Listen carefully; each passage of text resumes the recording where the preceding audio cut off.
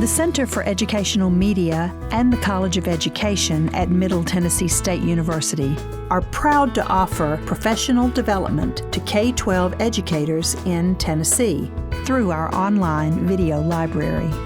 These videos are aligned with standards set by the Tennessee Department of Education.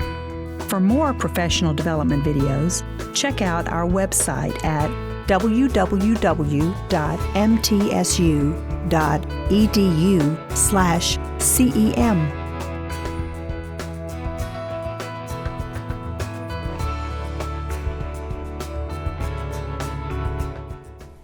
Welcome back to our second session today.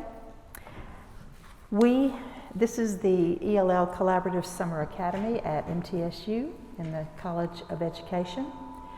So we have our second session today presented by representatives from the Tennessee Immigrant and Refugee Rights Coalition and from Catholic Charities Tennessee Tennessee Office of Refugees. So I'd like to introduce Ms. Judith Clerjune, who is Campaigns and Advocacy Director of the Tennessee Immigrant and Refugee Rights Coalition, Ms. Judith, and Ms. Jasmine Ramirez, Community Organizer with the Tennessee Immigrant and Refugee Rights Coalition. And then here to my left is Mr. Nathaniel Harrison, Assistant Director of the Tennessee Office of Refugees. As teachers of English learners, it is helpful for us to understand the trends of immigrants and refugees coming into Tennessee because their children are coming with them and their children are coming into our public schools. And they are enriching our lives here and bringing diverse experiences to the classroom. And so this panel to my left works across the state of Tennessee to assist immigrants and refugees, and they also maintain data on the trends of immigration in our state. And they are going to share this with you today. So we'll take a look back and things that have happened recently, but then we'll also take a look at current conditions and to whatever extent we can predict future expectations of trends in immigration. How will this impact your classroom? For you to perhaps be ready to accept the Afghan family who comes to you, or be ready to meet the Ukrainian children who come to you, or the children from Central America, or the children from Africa or Southeast Asia. So I'm thrilled to have people who are very informed on what's happening in Tennessee right here on our panel. So I'd like to give it now to Ms. Judith and Jasmine, and then Nathaniel will follow. Please welcome them. Thank you, Dr. Clark, for having us. And again, really excited to chat with everyone today. My name is Judith Clerjune. I am, as Dr. Clark said, the Campaigns and Advocacy Director for the Tennessee Immigrant and Refugee Rights Coalition.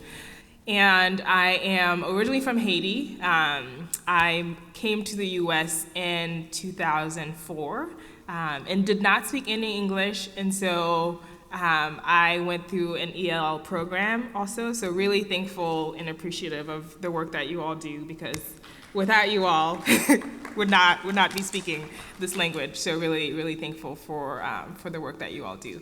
And I'll pass to my colleague Jasmine to introduce herself. Yeah, good morning, everyone. I'm Jasmine Ramirez, community organizer with TURC, but my area of focus is really youth organizing and working with this specific population of recent arrival students and immigrant students across the state. I'm also a DACA recipient and similar to Judith, have been in the States for 20 years, but it was thanks to EL teachers who paved the pathway for me to learn English and be here. Yeah, and so for our presentation today, we will provide a brief overview of the demographics in Tennessee, specifically about non-refugee immigrant students, and then Nathaniel will cover specifically on refugee students. And we'll also provide a brief overview of the policies that are impacting and really shaping the lives of immigrant students in Tennessee as well as the country. So to start, I will provide a brief overview of our immigration system. So I believe we have 30 minutes, so just caveat, this is very, very high level. We are not going in depth. So first thing to say is that our immigration system is broken, right? There hasn't been any major changes in legislation since, I believe, the late 1990s. And in the 1990s, that's when we passed policies to really restructure the immigration system, and that's when a lot of the enforcement programs, removal policies were introduced. And a lot of further changes were made after 2000, after 9/11, and Homeland Security made a lot of changes that sort of exacerbated the removal proceedings and enforcement that a lot of immigrant families are seeing. So there are three main avenues where people come into the US. First, we have family reunification, right? So that's when you have an aunt or a sibling or a parent that is applying for their family member to be reunited. And when that is successful, the person usually comes into the US with a green card or with status. Then we have work visas, so people who are admitted to the US because of their skills to the economy, so HB1 visas and other worker visas. Then in addition to that, we have our humanitarian protection system. So thinking about refugee resettlement that Nathaniel will go into, as well as asylees, TPS,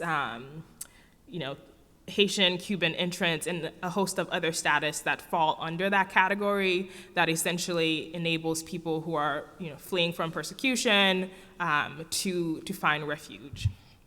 And in addition to that, we have other non-immigrant visas like tourist visas and other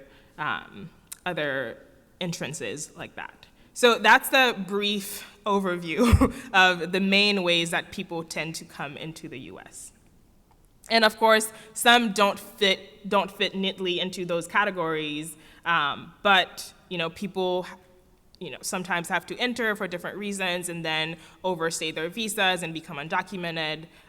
But that is a very high level overview of the main pathways.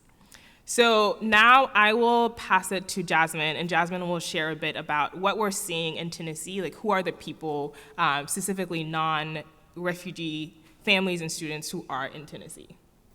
Yeah, so there's sort of 5 categories that we're seeing. Recent arrival families, and that sort of breaks down into 2 chambers. One is asylum seeker families, asylum seeker students, which they come, present themselves at the border, seeking asylum, and then they have to start an immigration process. The other one is unaccompanied minors, and I'm sure many of you have dealt with students who are unaccompanied minors, and they are usually seeking an SIJ, or a special juvenile status visa. From there, we have our undocumented students, people who don't have any status or don't qualify for anything. And then we have our DACA recipients. DACA was an executive program that was given under President Obama in 2012. So they are first-time DACA applicants, or that are eligible to apply for the first time, but haven't been able to do so because of the way that the court systems work. And then we just have all these other various categories, right? Judah talked about different visas, different statuses. So that's sort of the main demographics that we are currently seeing. And for recent arrival families, we are specifically seeing families from Guatemala, Honduras, El Salvador, and then Venezuela and Colombian families are the top categories. also some of the major concerns that we're seeing with students. So Jasmine works with a lot of high school students and has some experience hearing like what are the concerns and sort of top issues for those families. Yeah. During COVID, some of the school systems reached out to us on how to best support and serve our students that are recently arrived. Being that COVID, everybody was online, and there was very little interaction that these students were having with Spanish speakers, we were able to step in and support those students. But through all the work over the last 2 years now, we have been able to really experience what these students and families are going through.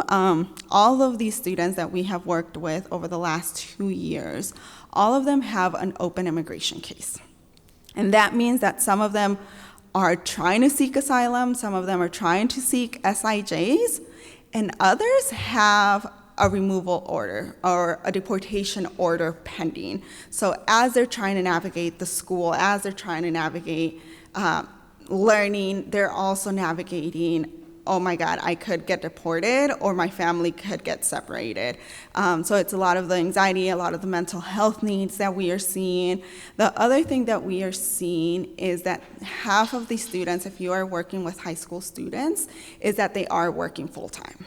So we are seeing them working full-time overnight and then showing up to school or attempting to show up to school. We have seen truancy issues across the board, from Memphis to East Tennessee, where students who are recently arrived are not showing up to school because they are so tired and they are here to work. And sometimes that is a condition of their release from immigration court or detention centers, is that they have to be in school or enrolled in school. So navigating those things. The other thing that I have learned is that some of these students are SIFE students where there's been a bigger gap of education between several years. These students do not understand the American education system. And that to me was a very real privilege check for Jasmine, who assumed that everybody knew what education was. So talking to students of what it is, K through 12 education, what it means to graduate high school, what are the credits, like those simple things that we oftentimes take for granted, sometimes these students do not understand, and it makes it more confusing for them to understand why they need to come to school. And then legal services. That is the biggest thing that these families need the resources and support, is because, again, all of them have an open immigration case. For the most part, we are seeing the need for legal services. And if you know anything about Tennessee, is that we don't have enough immigration services across the state, especially in rural areas. I'm thinking about Morristown, Johnson City, Sevierville. Those areas are the areas that we are seeing the biggest lack of immigration legal services, but we are seeing an increase of recent arrival students. Yeah, and I'll hand it back to Judith. Thank you, Jasmine.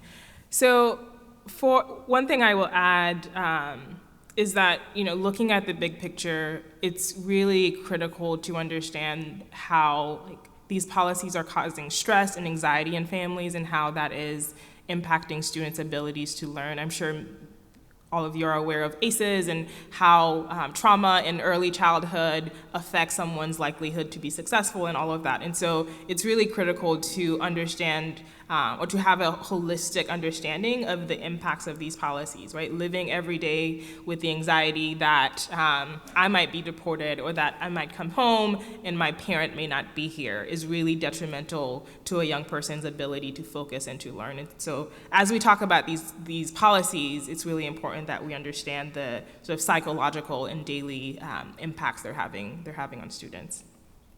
So for this next section, I'll go over what we're seeing with federal laws and how that might be showing up with students, as well as spend a big chunk or a big section focused on state laws, right? What are we seeing at the state legislature and how that is impacting students and families. So For federal laws, one of the big changes that we've seen in recent years is change in asylum policies. So asylum is a form of protection that allows immigrants to show up at the border, right? So everyone has the right to seek asylum, and so families who are facing persecution can show up at the border and claim and request asylum. And so asylum cases are extremely complex. They take a very long time. However, families, when you come to the border, you have to formally apply for asylum within 1 year of arrival. And so that's really important, especially in the context that many families do not have access to immigration legal services, right? You need a lawyer, that's expensive, and so you have 1 year to do that. And many families, when they just come, don't have access to the resources needed to file that application. And so the other thing to note about asylum is that there is a very, very long wait line. I believe USCIS is about 1.5 million cases behind, right? So we're talking families applying, then they have to wait years before they can hear and have an answer on their cases. In addition to that, the success rate or the approval rate for asylum is very low. In 2020, fiscal year 2020, the success rate was 29%, and it has climbed up recently to 35%, right? So you have a 37% chance of being approved. So that's after decades, maybe decades or years of waiting for your application to be heard by a judge, then you have a high chance of being denied. And so that is the case for so many families. And I'll pass to Jasmine again to share a bit about sort of the removal proceeding piece of asylum. Yeah, so when a student or a family member comes in and they're seeking asylum, immediately as they're requesting asylum, they're also actively in removal proceedings. So they have a deportation order on them, and that is in the process of asylum. Right? So they go hand in hand, but it is, if they cannot apply within that 1 year period, then they will be automatically put on a final removal order, which means that they will have a set date to be removed from the country. If they miss any court cases, it's an automatic removal. If they miss any ICE check-ins, it's an automatic removal. So it's not just that they're seeking asylum, but it is a very tedious process of showing up to every ICE check-in, to every court, or the consequences are real consequences of them being sent back to their home country, where most likely it is a very dangerous condition. Really important, right? As we are talking about these policies, like a lot of families are trying to learn English. So imagine that you have to find the money for court fees, figuring out how to decipher legal documents, worry about your school exam, and also your ICE check-in, right? So it's really important that we humanize what these families are going through and understand how that is showing up daily for students. And the other piece I will share about asylum is that in recent years, there's two policies that have been really impactful. One, Title 42, and then MPP. So Title 42 was implemented, I believe, in 2020, and essentially it's a policy, I won't go into the full details, but it allows the U.S. to decline or deny asylum based on health reasons, specifically regarding COVID. However, what we've seen is that the way it's been implemented has been really used to, across the board, deny asylum cases even when they have merit. And then MPP is a program that requires families and asylum applicants to stay in Mexico while their asylum case is pending. So again, asylum cases takes years, right? So you're requiring someone to stay in a condition in camps that are really unsafe. And so that's really important to know, as a lot of families who are here have families applying for asylum to be reunited. And so those policies have been really, really crucial in keeping families apart and not allowing people to be reunited with their loved ones. So then I will And again, we'll have some time for questions afterwards. So if I'm skipping over something, there'll be some time that we can go back into it. So for the next piece I'll talk about is refugee resettlement. So refugee resettlement is another form of humanitarian protection that allows people to apply for refugee status and be allowed in the U.S. I won't go into detail. Nathaniel will spend a whole section on it. But important to know that in recent years, I believe in 2016, the U.S. had set the sort of number of refugees we welcomed at 85,000. And in recent years, 2017 went down to 50, all the way to 18,000, which is the lowest that it's ever been. And now it's back to 125,000. So Nathaniel will share more, but these numbers are really important to understand how the infrastructure of the program has changed in these past couple of years, and the resources available to resettle refugee families and all of that. So next, I will pass it back to Jasmine to share a bit more about DACA, what it is, and how that's showing up in students' lives currently. Yeah, like I mentioned, DACA was a deferred action for childhood arrivals. It was done through an executive order by President Obama after immigrant youth across the country really fought to get the program. But since its standing in 2012, it has been in legal battles all around to maintain the program alive. I don't think that any of you are currently working with actual DACA recipients. I do think that in the classroom you are seeing initial DACA applicants, so people that would benefit from applying for DACA for the first time. So the program right now, it's at a standstill. Initial applications are being accepted, but they're not going to be processed. So we are in this forever freezer or hold, however you want to imagine it. But the applications are being sent in, but they're not being processed or adjudicated or approved, whatever language you want to use. And that's been about a year. We were allowed to apply for initial applications last year for a very short 6-month window before a Texas court shut it down and only allowed DACA renewals. Currently, this week, DACA has also been in the courts yet again, and we are preparing for the termination of DACA. So if you have students that have older siblings that do have DACA, we are encouraging them to renew, even if their DACA expires a year from now, because there is a very likelihood that DACA is going to be shut down completely, and we may not know what comes out of that outside of chaos to those directly impacted people. So that's also super crucial. There's another court case in New York that is trying to figure out what to do with those 80,000 initial applications that are on hold. But the DACA case itself is expected to go back to the Supreme Court, where it is expected to be shut down completely. Thank you. So the other two things I'll touch on briefly is, one, the lack of federal pathways to citizenship. So there is a one-pager going around that says, it's kind of tongue-in-cheek, but what's wrong with the U.S. immigration system? Yes. And it's essentially trying to show how unaccessible it is, right? That there are over 11 million people in this country who are undocumented or underdocumented, who are waiting to have just a chance to apply for citizenship. A question that we often get a lot is, why don't they just apply, right? Why don't you just apply to become a citizen? Well, the answer is they can't. There is no line to get into, right? For so many families who are here, who are raising their kids here, building businesses, having homes, right? Paying taxes. There is a way to pay taxes, but there is not a way to become a U.S. citizen.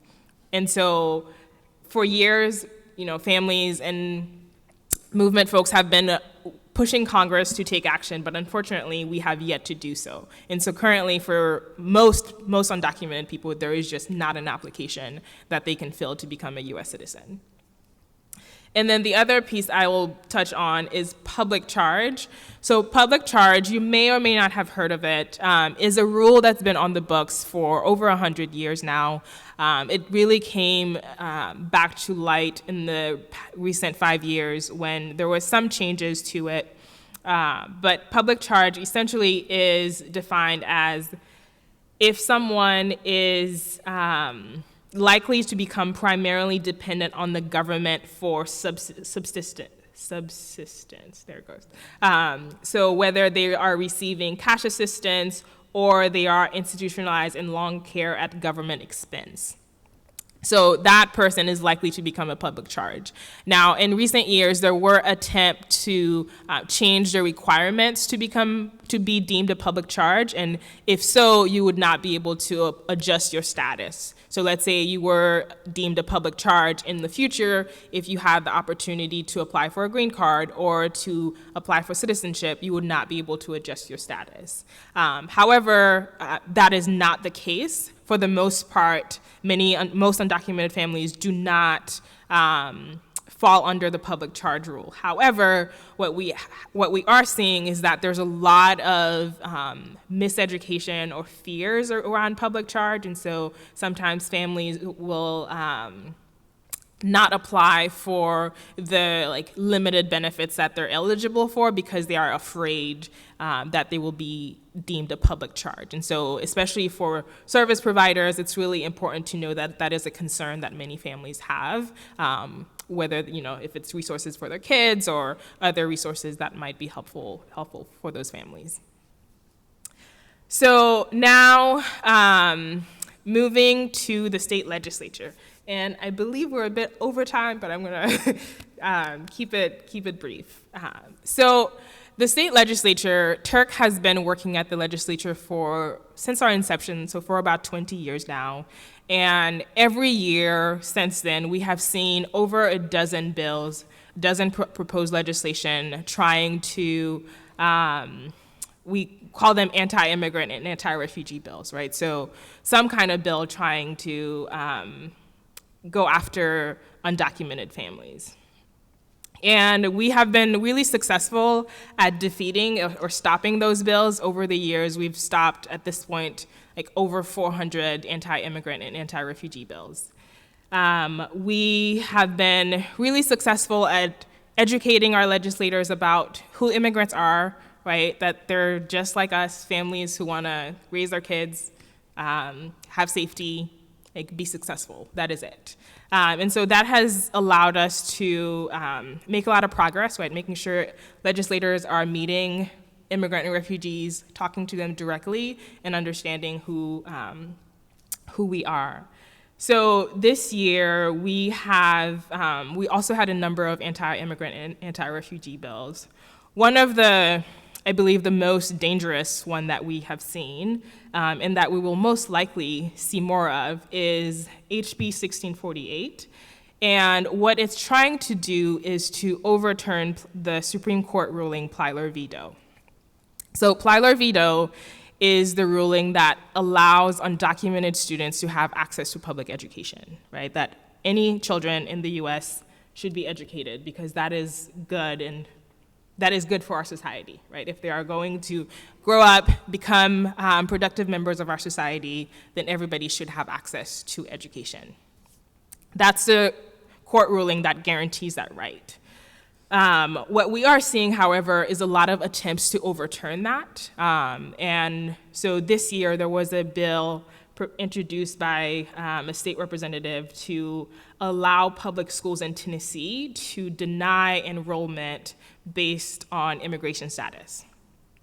So a public school could say, if you're undocumented, we won't accept you. That is against the Constitution. However, the goal is to challenge and overturn that. And I believe Texas also recently made an announcement that they are going to try and challenge Plyler v. Doe. Okay. So that's really concerning because this year we were thankfully able to stop that legislation. However, we do believe it will keep coming up again. And so really important for us to keep that in mind, that there are specific attempts to try to keep undocumented students out of public education. And there are some other bills, but I know I am over time, so I am going to stop here. And hopefully during question, I can share some more, and then, so I'll pass it over to Nathaniel. Let me interject before we go to Nathaniel that there are some handouts from Turk over here with some more information if you'd like to pick some up, but as you are in the room today. But am I correct in saying that we all need to understand that the status of a child who comes into this country is the same as the status of their parent? Is that correct? Sometimes. Okay. Unless if the child's born in the country, of course, they're a citizen. But if they come into the country, is their status the same as their parent? Sometimes. It really depends on whether one of the parents is a U.S. citizen or not. We have also recently seen a mix of TPS holders where the child was born in another country that doesn't have TPS assigned to them, but the parents do. So we've seen a lot of different ways that it is a mixed status family where some children may or may not have status and a parent may or may not have status. You know, children have issues that go way beyond, do I get an iPad or a bicycle for Christmas, right? These are way beyond that. So thank you, Judith and Jasmine. I want to move now to Nathaniel, Tennessee Office of Refugees. Thank you. My name is Nathaniel Harrison. I'm the Assistant Director for the Tennessee Office for Refugees. We are a Department of Catholic Charities, Diocese of Nashville, but we are fully funded by the Office of Refugee Resettlement to administer the state refugee program here in Tennessee. I guess a little background, my work with refugees started, summer reading program at a library back in West Michigan. Which I thought was really great. So it led me to working more with refugee youth and developing programs and instilling programs to help refugee youth enroll into schools, educate their parents, making sure parents are showing up to parent-teacher conferences, all kinds of fun stuff like that, enrolling kids in summer schools. Kind of led me to work doing these types of conversations for educators within West Michigan. And then it leads me to here now in Tennessee. Today, with my agenda, my goal is really to provide you, the educator, with a little bit of information on how refugee students are ending up within your classrooms. Or start doing that by providing a little context on refugee resettlement in the United States and some trends. Refugee demographics and trends within Tennessee, where refugees are resettled, who these refugee populations consist of. And then we'll extend that conversation by talking about special populations like Afghans and Ukrainians, and then how their unique experiences and pathways through resettlement, how that contributes to their experiences entering the U.S. and Tennessee school systems. Refugee resettlement in the United States. Let's take a look at these trends. This graph represents the number of refugees resettled in the United States and the annual ceiling for refugee resettlement since the establishment of the official refugee resettlement program here in the United States. As you can see in the last points of the graph, there's a gap between the admissions ceiling and the actual number of refugees welcomed to the United States in FY 2021. This is due to many factors. As you can see, the number of refugees resettled to the U.S. has varied over time and it is impacted by both global and national influences. For example, the number of refugee admissions were lowered after the 9/11/2001 attacks, and then the raising of the annual ceiling to help European countries handle Syrian refugee resettlement in 2016, and then an 86% decline in refugee admissions between 2016 and 2020. The decreased numbers of admissions over the past 5 years has really negatively impacted the infrastructure that supports refugee resettlement here in the United States. Many resettlement agencies closed. Highly skilled and experienced personnel were let go. And that impact is really being felt now, especially with the influx of Afghan resettlement, which is close to 75,000 nationally, and now Ukrainians. Additionally, the global COVID-19 pandemic has furthered complications with resettlement. One example is the pandemic has limited the ability of the U.S. State Department to screen resettlement applicants overseas. And those screening processes really need to connect year by year.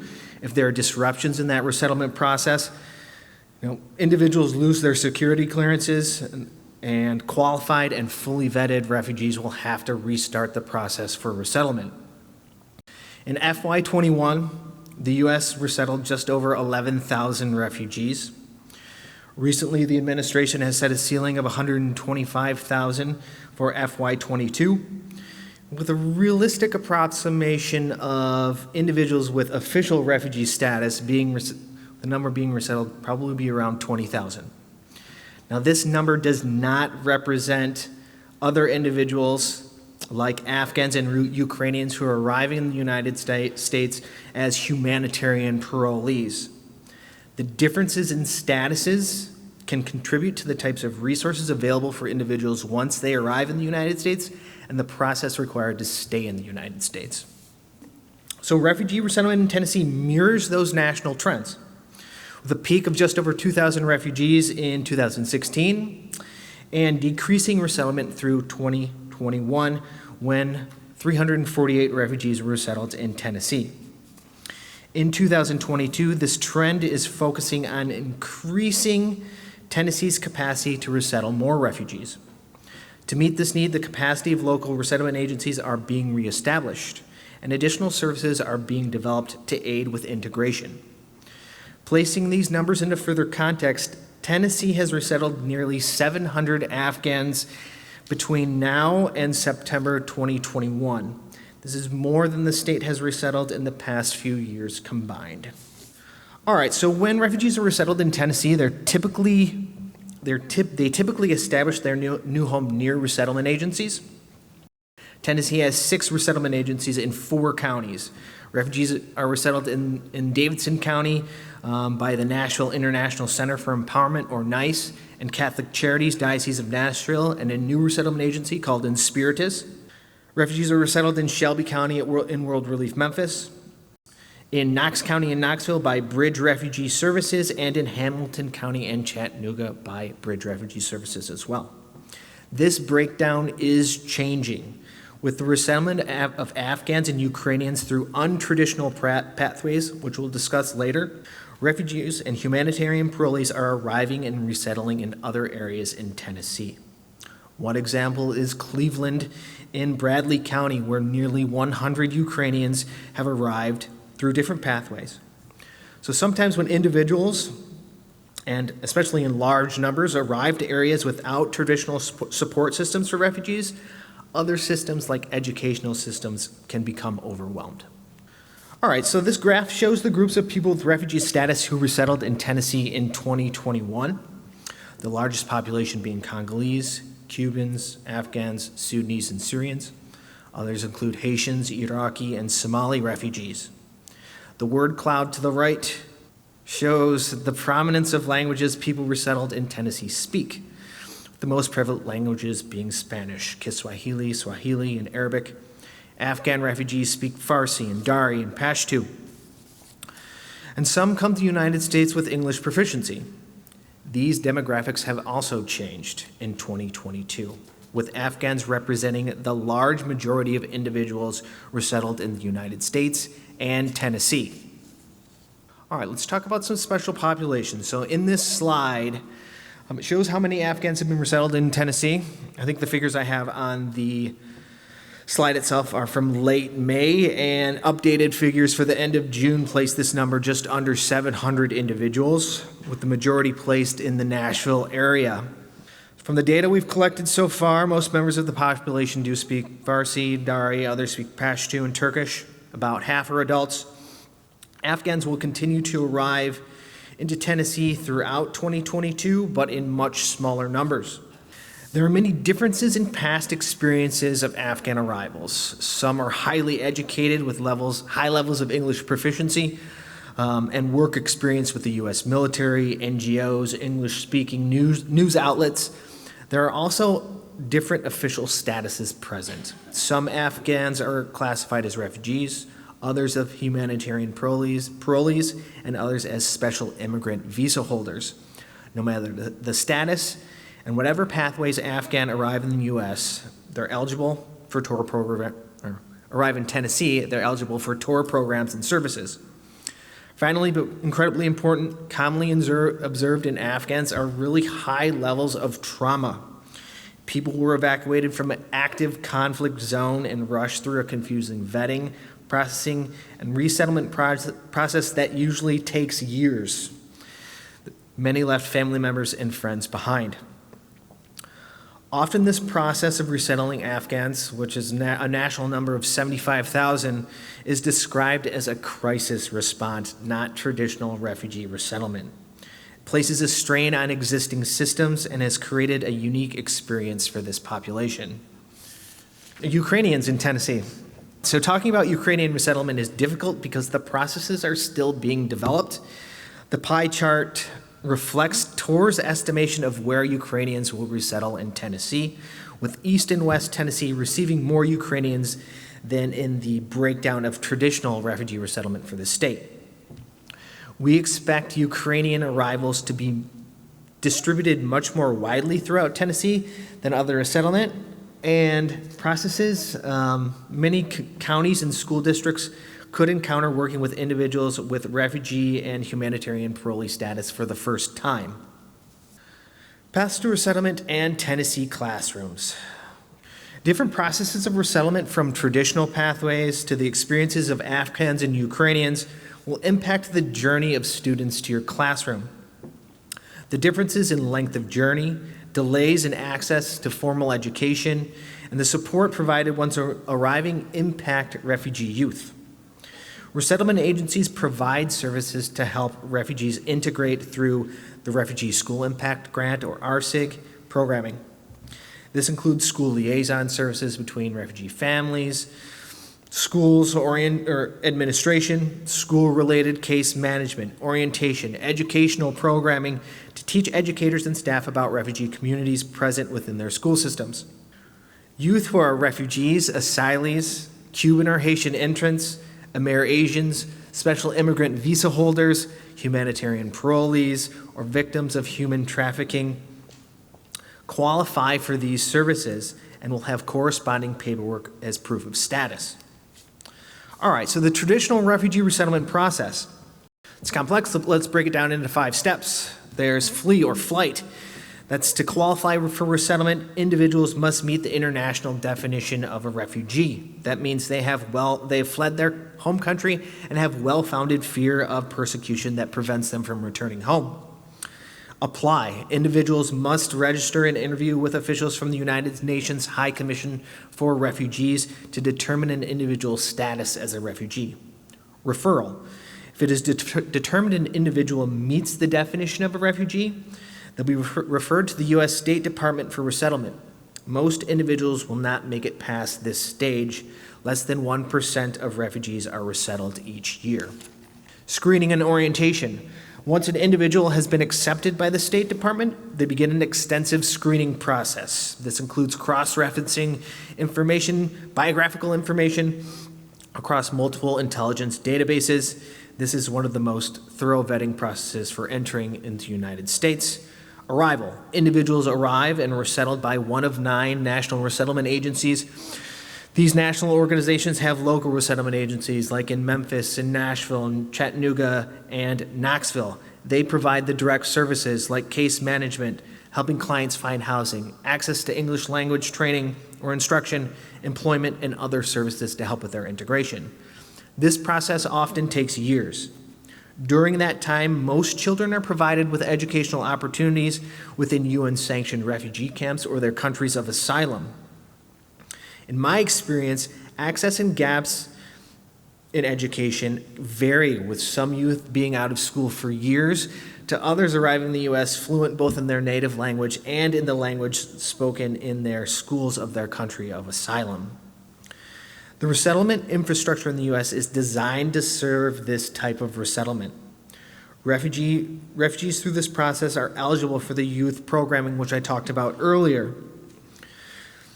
These individuals are often placed in available housing in school districts familiar with working with refugee populations and are provided medical assistance for immunization. This process in the future, we're looking for this process in the future to continue with higher numbers. The Afghan and Assistance Program, or the APA process. So almost a year ago, we watched the dramatic scenes at the Kabul airport as Afghans frantically escaped Taliban forces. Through Operation Afghans Welcome, Afghans were flown to military bases abroad where they were screened, vetted, and processed. After vetting, the next stage, Afghans were flown to military bases in the U.S. called safe havens for continued processing and orientation. Afghans were transitioned from these safe havens to resettlement communities by February of 2022, where resettlement services are being provided locally. The scope and speed of this operation was massive and unreflective of the traditional refugee resettlement process. Around 75,000 refugees were resettled nationally within 6 months. This is, like I said, this is more people than the U.S. has resettled in the last few years combined. Earlier, we discussed how this process, the usual resettlement process, can take years. Fleeing from home, referral, screening. This process took less than that, 6 months. Some of it's still continuing now with the Afghans arriving slowly.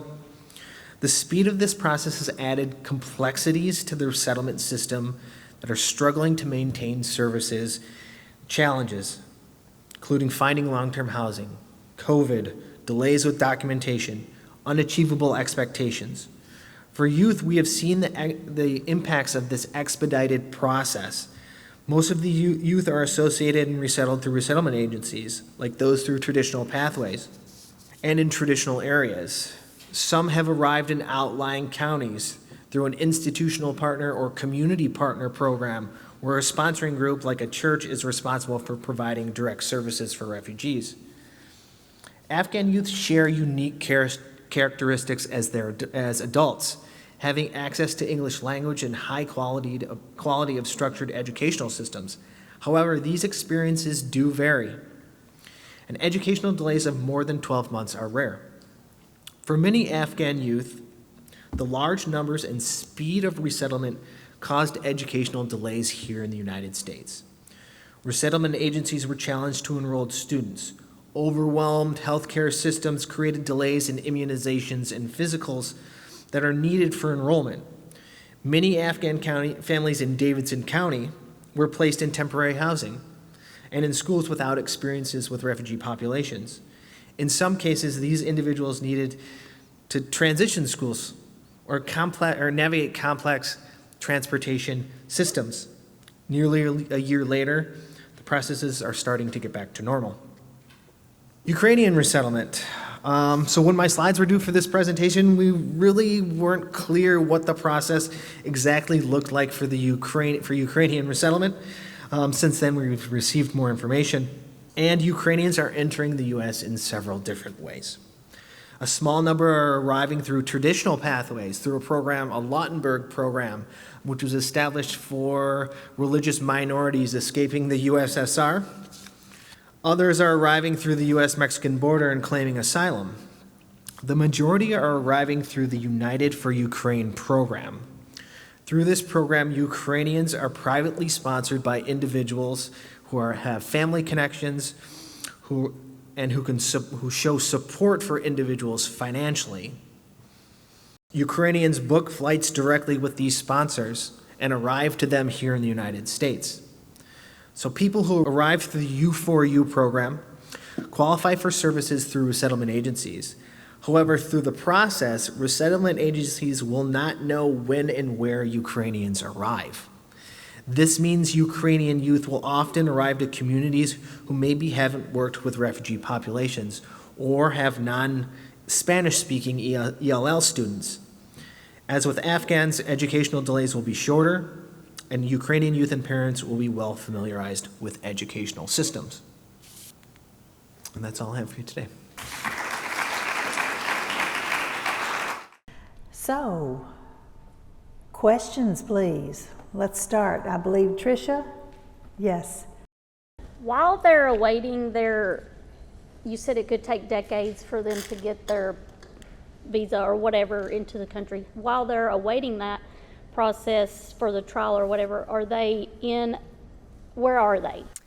So are you asking specifically about refugees or asylee applicants? Yeah, refugees, like are they allowed to join a school? Are they in the community, or are they in their home country waiting for this? Are they in a refugee camp?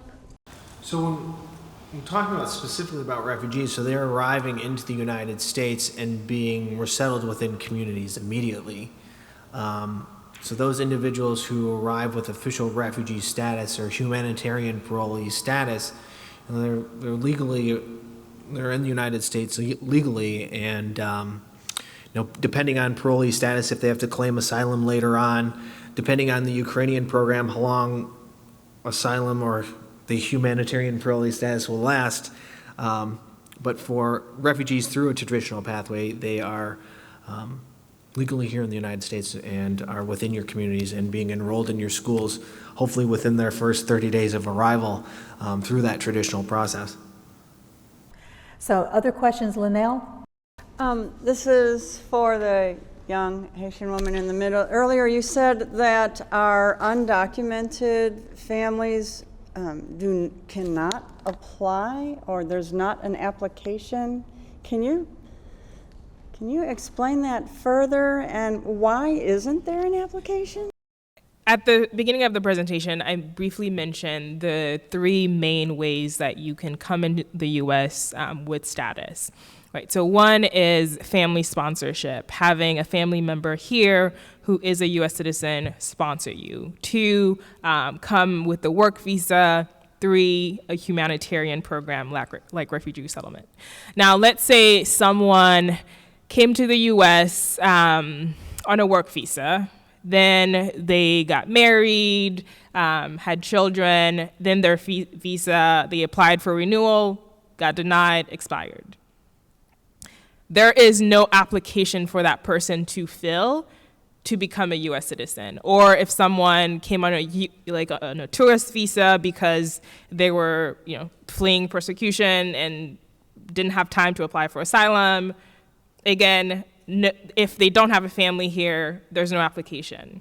Say someone claimed asylum, their asylum case was denied. Unless they have a family member, there is no application. So for the majority of people who are undocumented or become undocumented, there is no application for them to fill to become a U.S. citizen or to get on the pathway.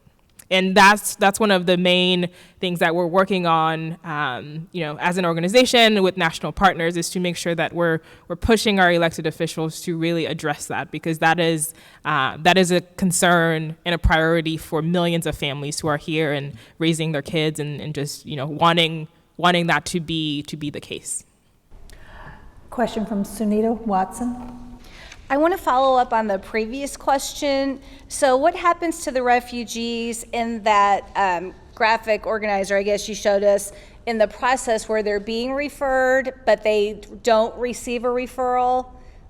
Then, where are they in the United States already and they don't receive a referral? Do they have to go back to their home country, or are they here? What happens to them at that point? Do you want to take that? Yeah, we can go back to we'll go back to the slide. So that's fleeing from their home country to a country of asylum, so a neighboring country. That application and referral process happens within a UN-sanctioned refugee camp within that country of asylum. The screenings and orientations happen within those refugee camps as well. And then at that point, that process all happens overseas, and once individuals are selected to be resettled by the U.S. State Department for resettlement in a third country like the United States, they're flown directly to resettlement agencies here within communities in the United States. 1% globally, yeah. Like the global number of displaced people are, I think, around 50 million. 26 million are refugees, and 1% are resettled in third countries like the United States. Thank you. Let's take a question from live stream. Dr. McLean? So both presenters mentioned students with interrupted formal education.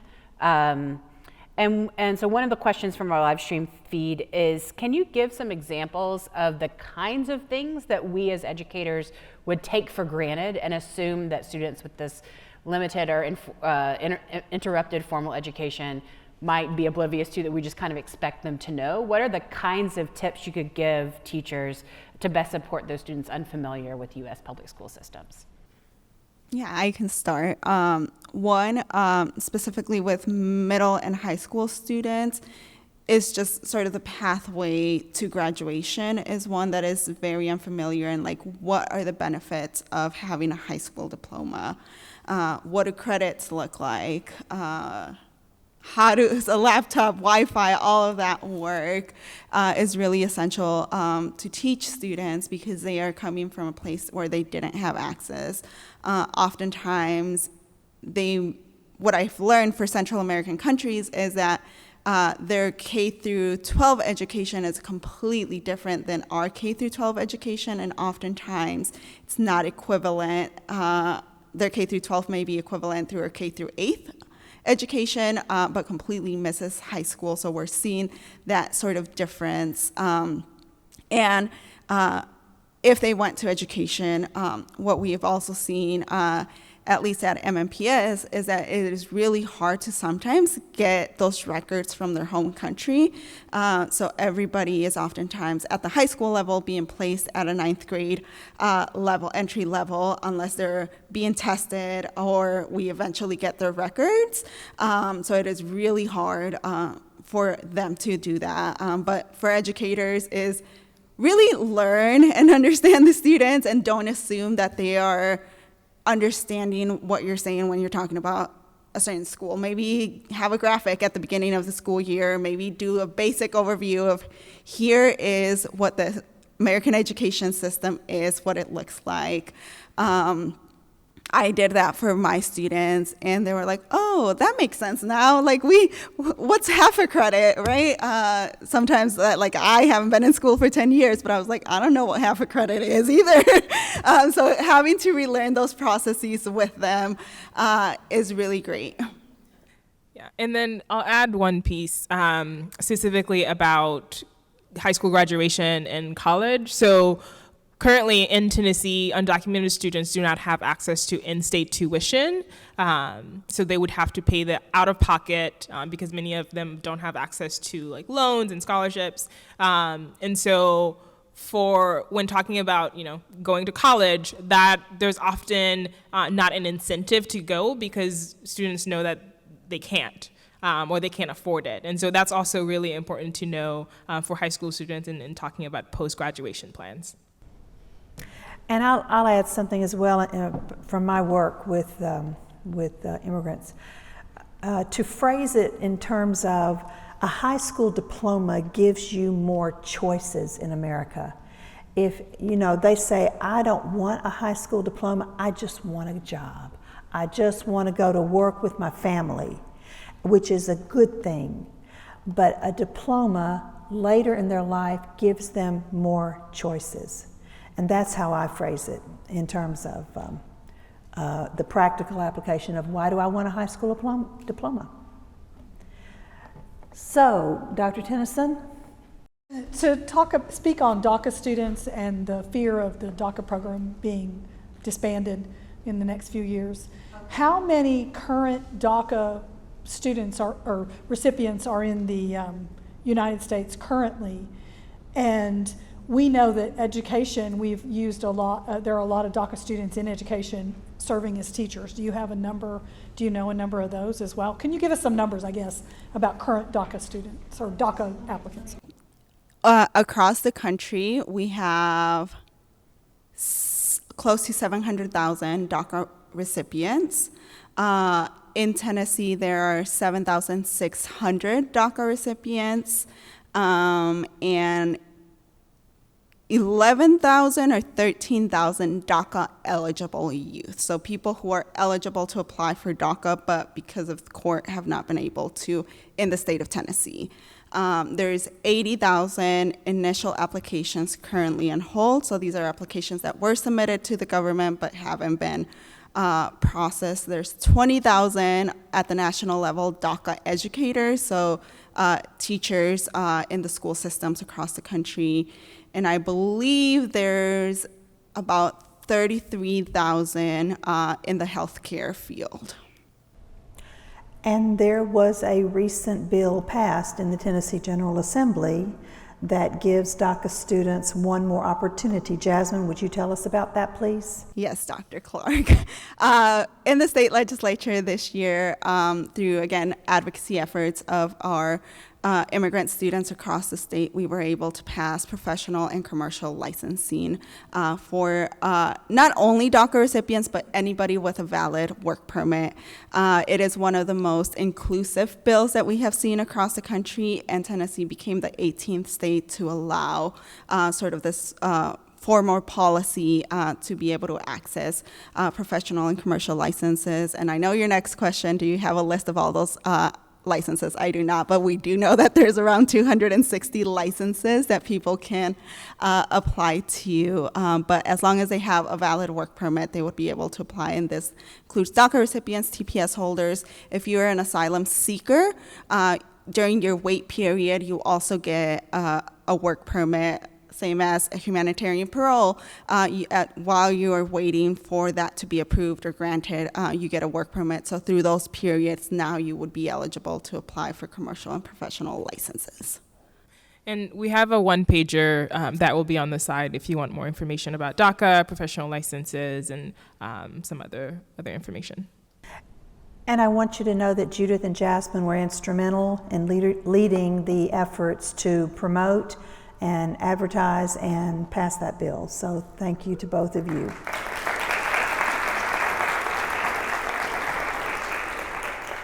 Tiffany, did you have a question? Well, I have several, but let me try to compile it. So I know we spoke to the refugees and them being displaced out of country before they receive a placement, but a question I had, and I'll try to do a compound question here, was that we do have several asylees and refugees that come to the border and then claim status there as well. So I assume that they're eligible for that refugee school impact grant, but I know you spoke a little bit to what that encompasses, but does that also include our undocumented students that are eligible for that? And then, so you're shaking your head no on that. So then, if not, I guess, how can we assist our students in filling out paperwork or encouraging them to claim some sort of status before their year is up? Because we have a lot of new students that are coming in and they're not claiming anything, and then that year is up, and so then they've become ineligible for anything. So what would you suggest that we encourage our students to do in order to not lose their ability to have status? Tiffany, I think you made that very clear distinction, right? Refugee or humanitarian parole for Afghani and Ukrainians, there are service organizations that support them at least a few months once they arrive in the country. If you are seeking asylum or coming directly from the border, there is no agency assigned to you to help you integrate into our communities. So oftentimes these families are having to navigate all these systems by themselves. Why we see a number of students, and I know me and you have talked about the amount of students that are not being enrolled in schools because families do not know that students have to be enrolled in school or know how to go about enrolling children in school. So we are seeing sort of families having to navigate that by themselves, paperwork. I know that as educators, we can't ask their immigration status unless the child discloses that to you. We can make assumptions of whether they are or not, but I think the best way for an educator to go about it is just having a general conversation and providing those resources of like, here is where you guys can seek. If this qualifies to you, if this pertains to you, here's where you go. And use us at Turk as a resource for that. We are able to come into communities and provide legal workshops to either identify documents or help people apply for certain things or do legal screening. So again, help us help you, because that is something that we are able to do, is go into communities and provide those services. And that 1 year deadline is very crucial, but it is also crucial for Afghani because they come in with a humanitarian parole and they have a 1 year deadline to seek asylum or some other statuses, even though sometimes their humanitarian parole is a 2 year period. That 1 year deadline still applies to asylum. So it's really important that we are seeing those differences. It's complicated, complex, but do use both of us or all three of us as resources when you are trying to navigate these systems with students. And as we're always taught as teachers, and I know I've taught in policy classes, don't give legal advice. We're not lawyers. This is navigating policy, and this is navigating real world constraints and pathways. If it is a legal question, direct them to a lawyer. If it is navigating policy pathways, here are the experts in the state. And they've offered to be available to answer questions. Dr. McLean, do we have a live stream question? We've talked a lot about the trauma and fear that comes with removal. What kinds of assurances can we give our students that they're safe with us in public schools, that they, is there, you mentioned public charge being also something that causes fear, and we have lots of supportive programs in schools. So how can we help to clarify that school-supported programs are safe and that their information is safe with us in U.S. public schools? Yeah, I would say it's really important. So some school systems have developed or implemented safe zone policies, right? So explicitly stating that you are not sharing information with ICE, that you would not welcome ICE into the school building. Also sharing explicit information regarding public charge, who's eligible, who's not. So I would say definitely first step is making sure students know that you are aware and that you are taking active steps to protect their information and to protect them. Yeah. Is that Safe Zone a program that schools can enroll with? Is there a process for becoming a Safe Zone school?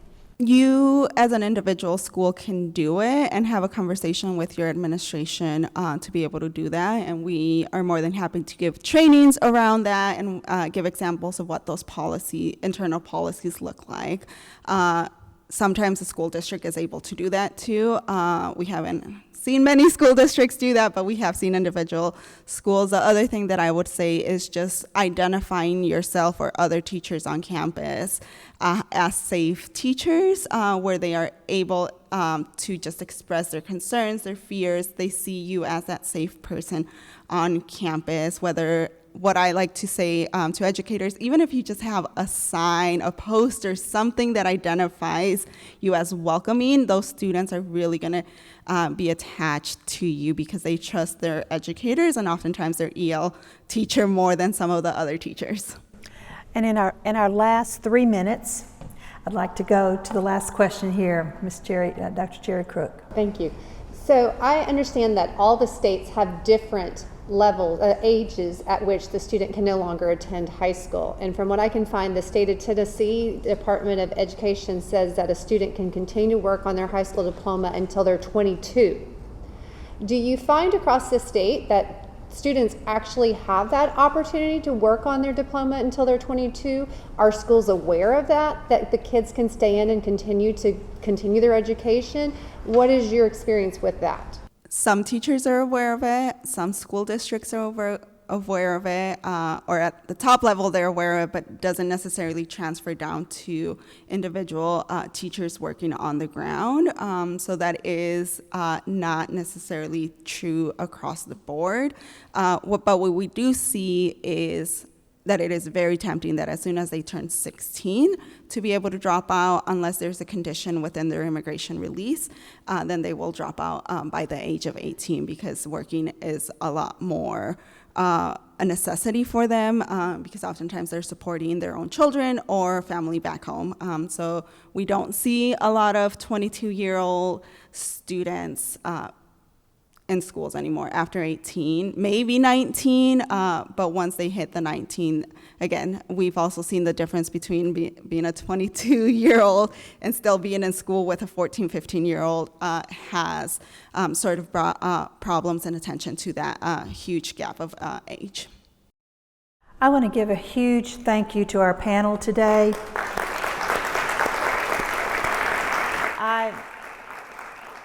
The level of attention that was paid to this panel today is extraordinary. I kept scanning the room, and you were all tuned in here because this is compelling information. Thank you for being here.